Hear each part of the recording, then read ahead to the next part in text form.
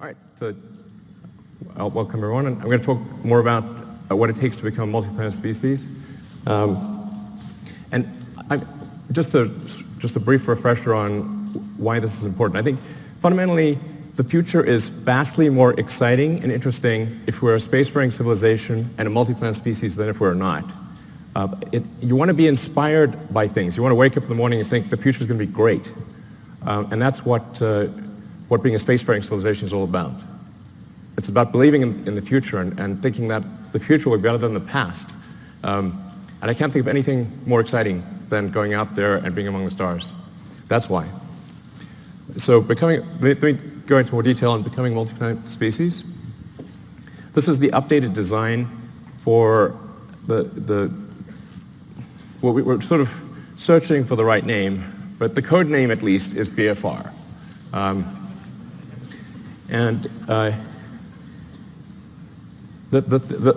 Probably the most important thing that I want to convey in this presentation is that I think we have figured out how to pay for it. This is very important. In last year's presentation, we're really searching for what the right way. How do we pay for this thing?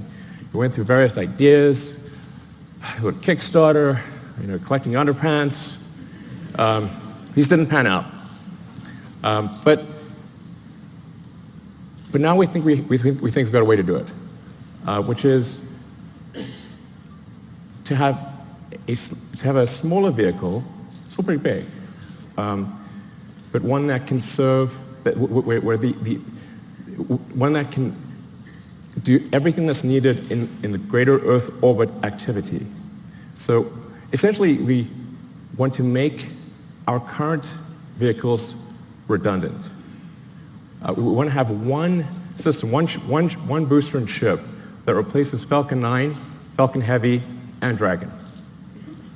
So if we can do that, then all the resources that are used for Falcon 9, Heavy, and Dragon can be applied to this system. So that's really fundamental. So let's see, what progress have we made in this direction? So last time you saw the giant tank, that's actually a 12-meter tank. And you can see the relative scale of it. It's 1,000 cubic meters of volume inside. That's actually more pressurized volume than an A380, just to put that into perspective. We developed a new carbon fiber matrix that's much stronger and more capable at cryo than anything before, and it holds 1,200 tons of liquid oxygen. So we tested it. So we successfully tested it up to its design pressure, and then went a little further. So we wanted to see where it would break, and we found out where it would break. It shot about 300 feet into the air and landed in the ocean. We fished it out, but we've now got a pretty good sense of what it takes to create a huge carbon fiber tank that can hold cryogenic liquid. That's actually extremely important for making a light spaceship. The next key element is on the engine side. We have to have an extremely efficient engine. So the Raptor engine will be the highest thrust-to-weight engine, we believe, of any engine of any kind ever made. We already have now 1,200 seconds of firing across 42 main engine tests. We fired it for 100 seconds. It could fire for much longer than 100 seconds. That's just the size of the test tanks. And then the duration of the firing you're seeing right now is about 40 seconds, which is the length of the firing for landing on Mars. The test engine currently operates at 200 atmospheres, or 200 bar. The flight engine will be at 250 bar, and then we believe over time we could probably get that to a little over 300 bar. The next key element is propulsive landing. So in order to land on on places like the moon where there is no atmosphere and certainly no runways, or to land on Mars where the atmosphere is too thin to land, even if there were runways, to land with a wing, you really have to get propulsive landing perfect. So that's what we've been practicing with Falcon 9. So this is just a series of landing videos. I think these are quite mesmerizing. But we now have 16 successful landings in a row. And that's with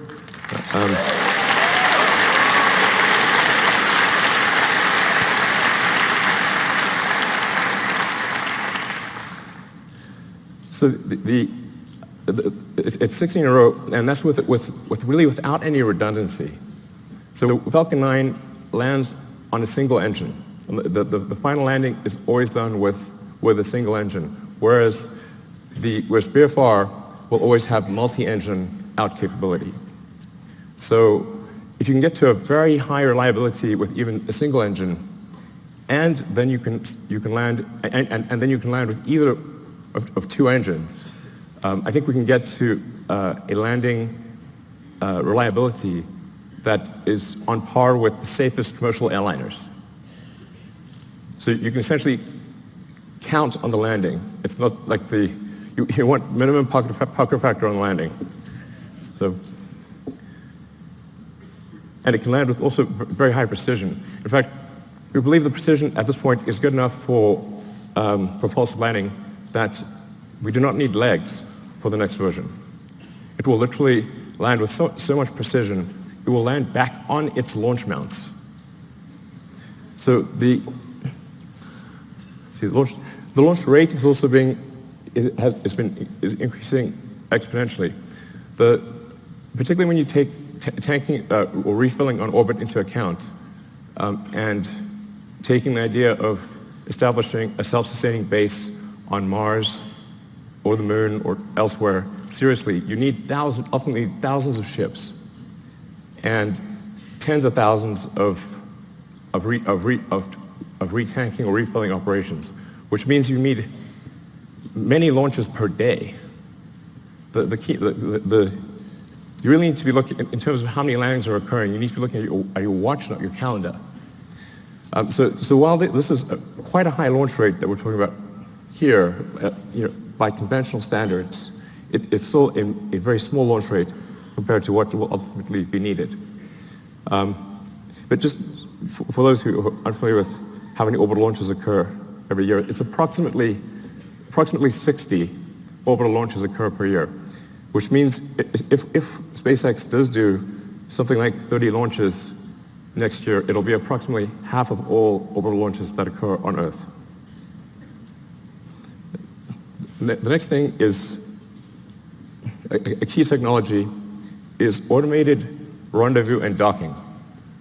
So in order to retank or refill the spaceship in orbit, you have to be able to rendezvous and dock with the spaceship with very high precision and transfer propellant. So that's one of the things that we've perfected with Dragon. Dragon 1 will do an automated rendezvous and docking without any pilot control to the space station. Dragon 1 currently uses the Canadarm for the final placement onto the space station.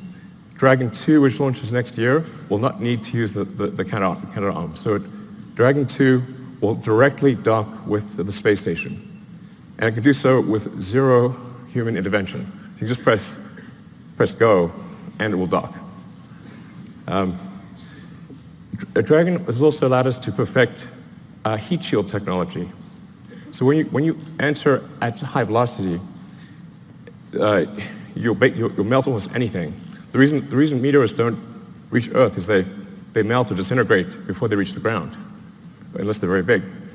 So you have to have a sophisticated heat shield technology that can withstand unbelievably high temperatures, and that's what we've been perfecting with Dragon, and also a key part of any planet colonizing system. Next slide. So Falcon 1, this is where we started out. A lot of people really only heard of SpaceX relatively recently.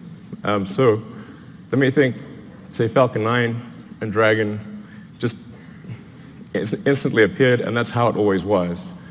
But it wasn't. We started off with just a few people who really didn't know how to make rockets. And the reason I ended up being the chief engineer or chief designer was not because I wanted to, it's because I couldn't hire anyone. Nobody good would join. So ended up being that by default. And I messed up the first three launches. The first three launches failed. Unfortunately, the fourth launch, which was that was the last money that we had for Falcon 1. The fourth launch worked, or that would have been it for SpaceX. But fate liked us that day. So the fourth launch worked. And it's interesting, today is the 9th anniversary of that launch. So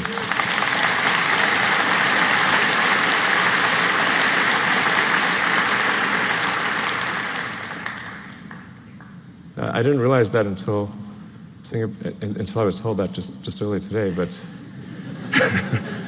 it's a very emotional day, actually.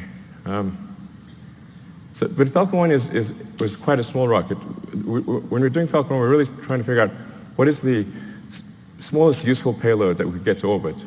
I thought, okay, something around half a ton to orbit would be able to launch, that can launch a decent-sized small satellite to low Earth orbit, and that's why we sized Falcon 1. But it's really quite small compared to Falcon 9. So Falcon 9, particularly when you factor in payload,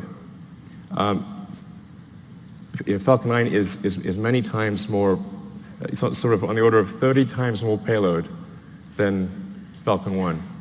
And Falcon 9 has reuse of the primary booster, which is the most expensive part of the rocket, and hopefully soon reuse of the fairing, the big nose cone at the front. So we think we can probably get to something like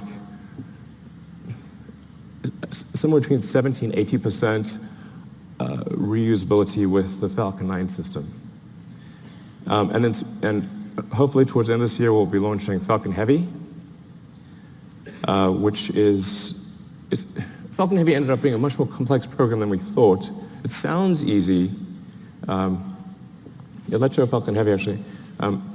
It sounds like it should be easy because it's 2 first stages of Falcon 9 strapped on as boosters. It's actually not. We had to redesign almost everything except the upper stage in order to take the increased loads. So Falcon Heavy ended up being much more a new vehicle than we realized. So it took us a lot longer to get it done. But the boosters have all now been tested, and they're on their way to the Cape Canaveral. And we are now beginning serious development of BFR. So you can see that the payload difference is quite dramatic. BFR in fully reusable configuration, without any orbital refueling, we expect to have a payload capability of 150 tons to low Earth orbit. So, and that compares to about 30 for Falcon Heavy, which is partially reusable. Where this really makes a tremendous difference is in the cost, which I'll come to in some of the later slides. So let's go to the next slide. And by the way, so with BFR, you can get a sense of scale by looking at the tiny person there. It's really quite a big vehicle. Main body diameter is about 9 meters or 30 feet. And it consists of the booster is lifted by 31 Raptor engines that produce a thrust of about 5,400 tons, lifting a 4,400-ton vehicle straight up.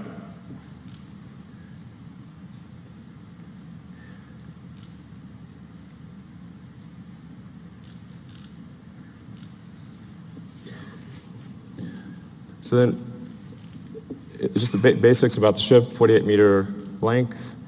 Dry mass we're expecting to be about 85 tons. Technically, our design says 75 tons, but inevitably there's mass growth. And that ship will contain 1,100 tons of propellant with a ascent design of 150 tons and a return mass of 50. So you can think of this as essentially combining the upper stage of the rocket with Dragon. It's like the Falcon 9 upper stage and Dragon were combined. So I'll go into each of these items in detail, but you've got obviously the engine section in the rear, the propellant tanks in the middle, and then a large payload bay in the front. And that payload bay is actually 8 stories tall. In fact, you can fit a whole stack of Falcon 1 rockets in the payload bay. Compared to the design I showed last time, you'll see that there is a small delta wing at the back of the rocket. The reason for that is in order to expand the mission envelope of the BFR spaceship.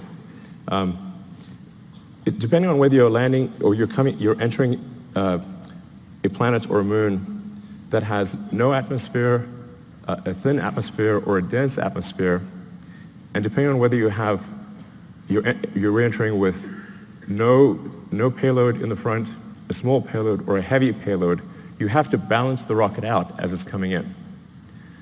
And so the delta wing at the back, which also includes a split flap for pitch and roll control, allows us to control the pitch angle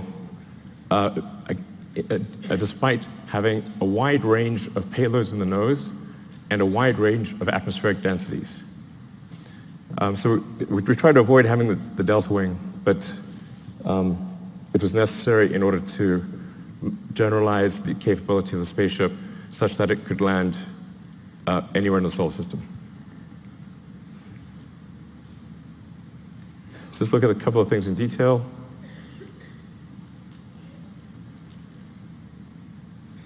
So the cargo area has a pressurized volume of 825 cubic meters. This also is greater than the pressurized area of an A380. So really is capable of carrying a tremendous amount of payload.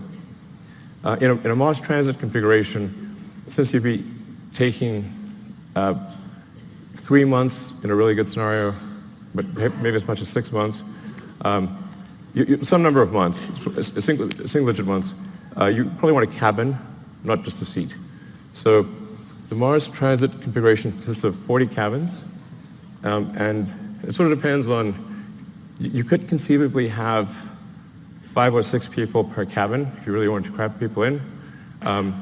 But I think mostly we would expect to see 2 to 3 people per cabin.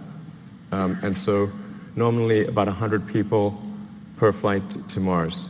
And then there's a central storage area, galley, and a solar storm shelter, entertainment area, and I think probably a good situation for at least BFR version 1. Then going to the main body of the vehicle, the center body area.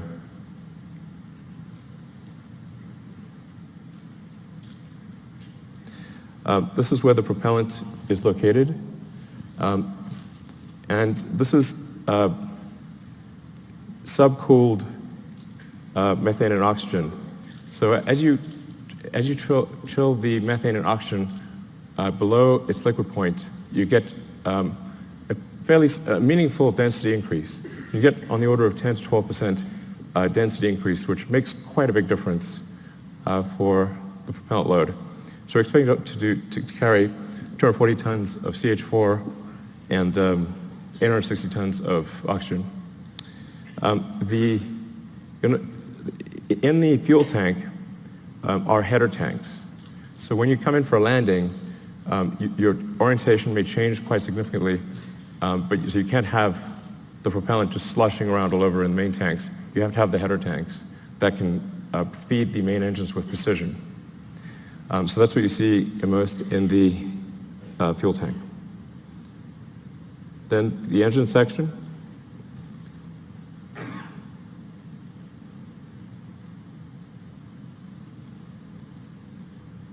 So the ship engine section consists of four vacuum Raptor engines and 2 sea-level engines. So all 6 engines are capable of gimbaling. The engines with the high expansion ratio have a relatively smaller gimbal area or gimbal range and a slower gimbal rate. The 2 center engines have a very high gimbal range and can gimbal very quickly. And you can land the ship with either one of the 2 center engines. So when you come in for a landing, it will light both engines, but if one of the center engines fails at any point, it will be able to land successfully with the other engine. And then within each engine, there's a great deal of redundancy. So we want the landing risk to be as close to zero as possible. And there's some basic stats about the engines.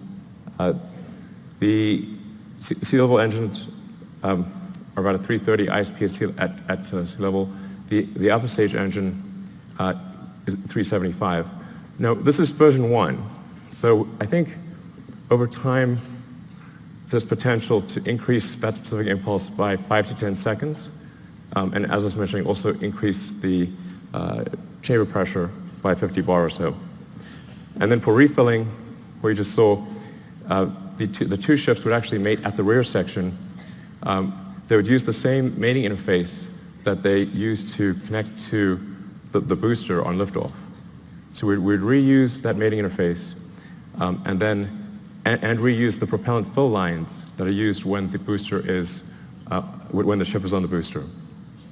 And then to transfer propellant, it becomes very simple. Use control thrusters to accelerate in the direction that you want to empty. So, if you accelerate in this direction, propellant goes that way, and you transfer the propellant very easily into from the tanker to the ship.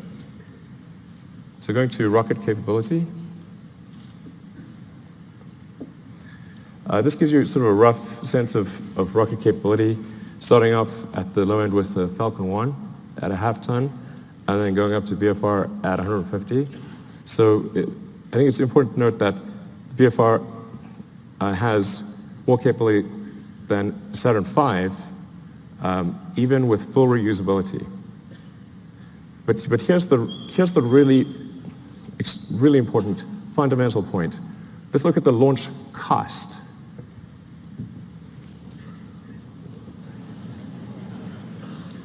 The order reverses.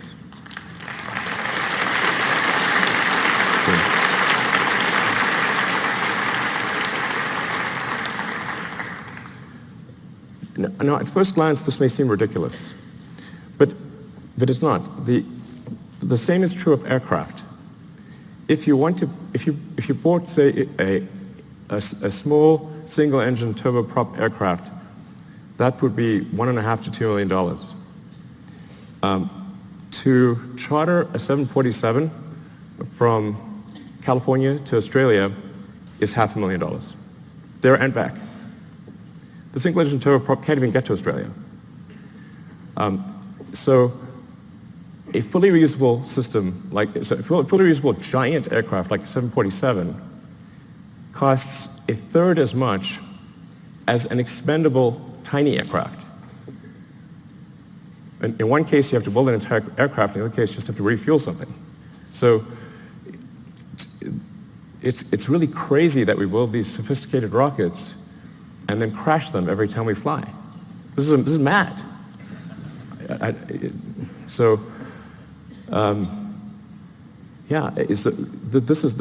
can't emphasize how profound this is and how important reusability is.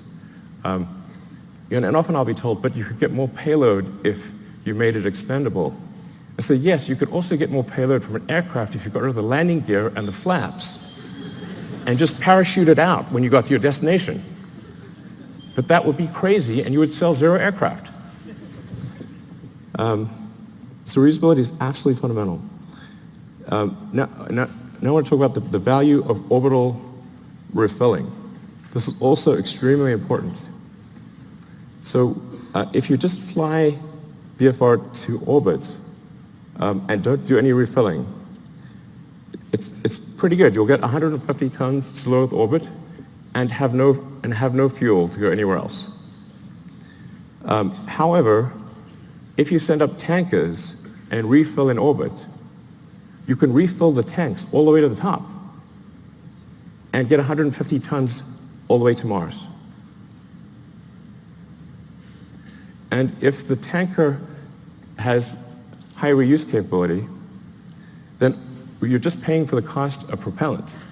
And the cost of oxygen is extremely low, and the cost of methane is extremely low.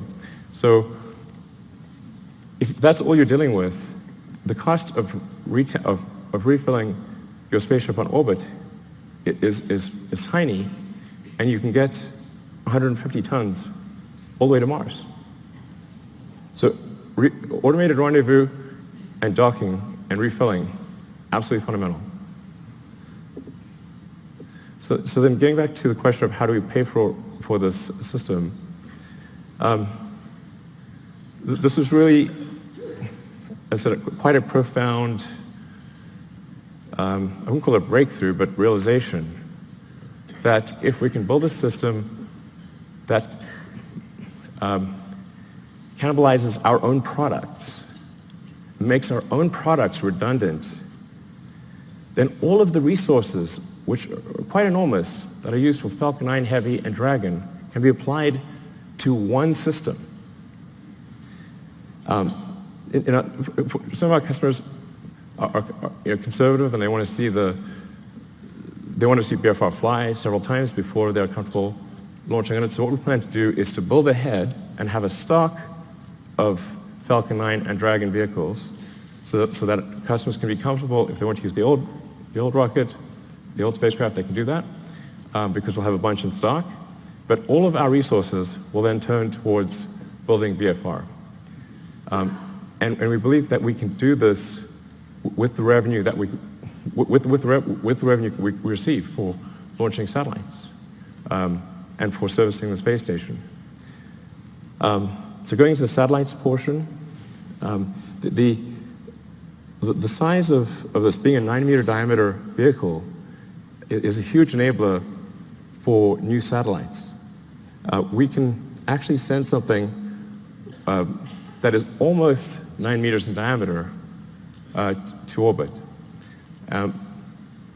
So for example, if you want to do a new Hubble, you could send a mirror that has 10 times the surface area of the current Hubble as a single unit. It doesn't have to unfold or anything.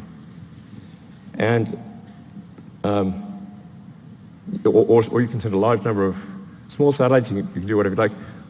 You can actually also go around and, if you wanted to collect old satellites or clean up space debris, you can just use the sort of chomper over there and go around and collect satellites or collect space debris if you want. So that may be something we have to do in the future. But that fairing would open up and retract and come back down. So it enables launching of Earth satellites that are significantly larger than anything we've done before, or significantly more satellites at a time than anything that's been done before. It's also intended to be able to service the space station.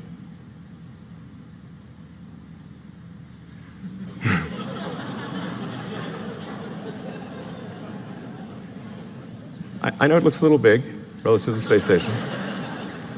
But the shuttle also looked big. So it'll work. Looks a little outsized, but it'll work. So it'll be capable of doing what Dragon does today in terms of transporting cargo, and what Dragon 2 will do in terms of transporting crew and cargo. So it can do the space station servicing. It can also go obviously much further than that, like, for example, the moon. Based on the calculations we've done, we can actually do lunar surface missions with no propellant production on the surface of the moon. So if we do a high elliptic parking orbit for the ship and retank in a high elliptic orbit, we can go all the way to the moon and back with no local propellant production on the moon. So I think that would enable the creation of moon base alpha or some sort of lunar base. And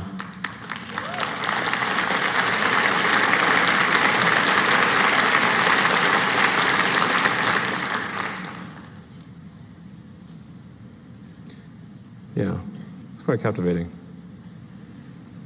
So you can also see, for example, how do you transfer cargo from the cargo bay down to the ground is a crane. It's not very complicated.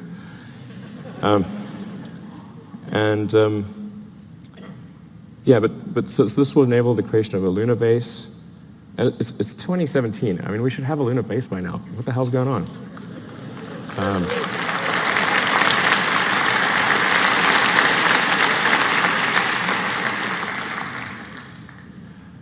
And then, of course, Mars,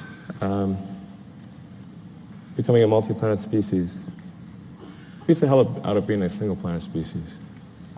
So, yeah, so we'd start off by sending a mission to Mars, where it would be obviously just landing on rocky ground or dusty ground. And it's the same approach that I mentioned before, which is you send the spaceship up to orbit, you retank it or refill it until it has full tanks, and it travels to Mars, lands on Mars. For Mars, you will need local propellant production. But Mars has a CO2 atmosphere and plenty of water ice. That gives you CO2 and H2O, so you can make, therefore, CH4 and O2 using the Sabatier process, or some, probably Sabatier process. And I should mention that long term, this can also be done on Earth. So sometimes I get some sort of criticism for why are you using combustion in rockets and you have electric cars? I'm like, well, there isn't some way to make an electric rocket. I wish there was. But in the long term, you can use solar power to extract CO2 from the atmosphere, combine it with water, and produce fuel and oxygen for the rocket. So the same thing that we would do on Mars, we could do on Earth in the long term. But that's essentially what happens. Similar to the moon, you land on Mars. The tricky thing with Mars is we do need to build a propellant depot to refill the tanks and return to Earth. But because Mars has lower gravity than Earth, you do not need a booster. So you can go all the way from the surface of Mars to the surface of Earth just using the ship. Albeit you need to go to a max payload number of about 20 to 50 tons for the return journey to work. But it's a single stage all the way back to Earth. And I'll show you so this is the true physics simulation.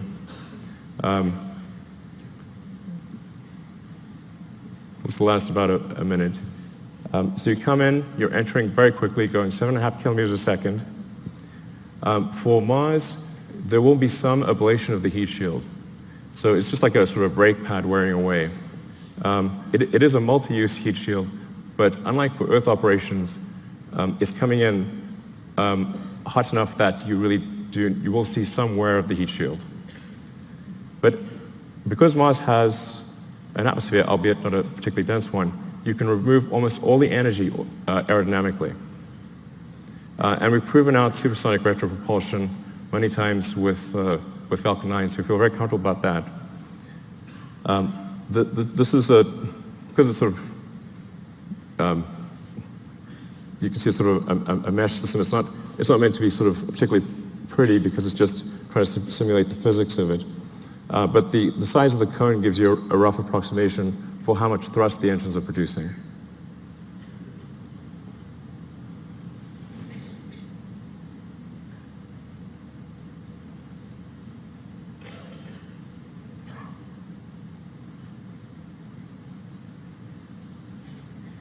That's not a typo. Although it is aspirational. So we've already started building the system. The tooling for the main tanks has been ordered. The facility is being built. We will start construction of the first ship around the second quarter of next year, so in about 6 to 9 months, we should start building the first ship. I feel fairly confident that we can complete the ship and be ready for a launch in about 5 years. 5 years seems like a long time to me.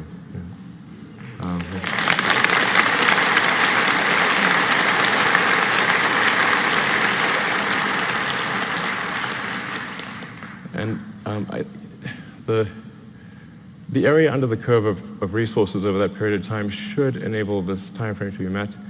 But if not this time frame, I think pretty soon thereafter. But that's our goal, is to try to make the 2022 Mars rendezvous. The Earth-Mars synchronization happens roughly every 2 years. So every 2 years there's an opportunity for to fly to Mars. So then in 2024, we want to try to fly 4 ships, 2 of which would be crewed, and 2 cargo and 2 crew. The goal of these initial missions is to find the best source of water. That's for the first mission. And then the second mission, the goal is to build the propellant plant. So we should, particularly with 6 ships there, have plenty of landed mass to construct the propellant depot, which will consist of a large array of solar panels, very large array, and then everything necessary to mine and refine water, and then draw the CO2 out of the atmosphere, and then create and store deep cryo CH4 and O2. Then build up the base, starting obviously with one ship, then multiple ships, then start building out the city, then making the city bigger, even bigger.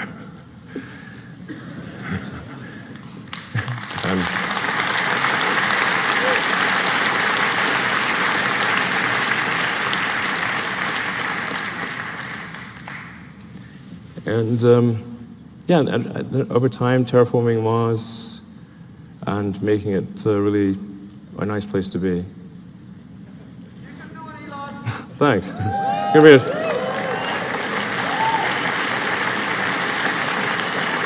I think that's quite a beautiful picture. And on the prior slide, it's interesting to know that on Mars, dawn and dusk are blue, and it's the sky. So the sky is blue in dawn and dusk, and red during the day. It's the opposite of Earth. And but there's something else. If you build a ship that's capable of going to Mars, well, what if you take that same ship and go from one place to another on Earth?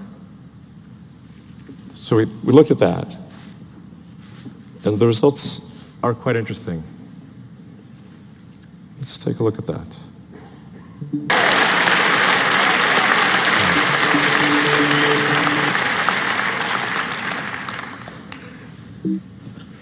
Mountain. So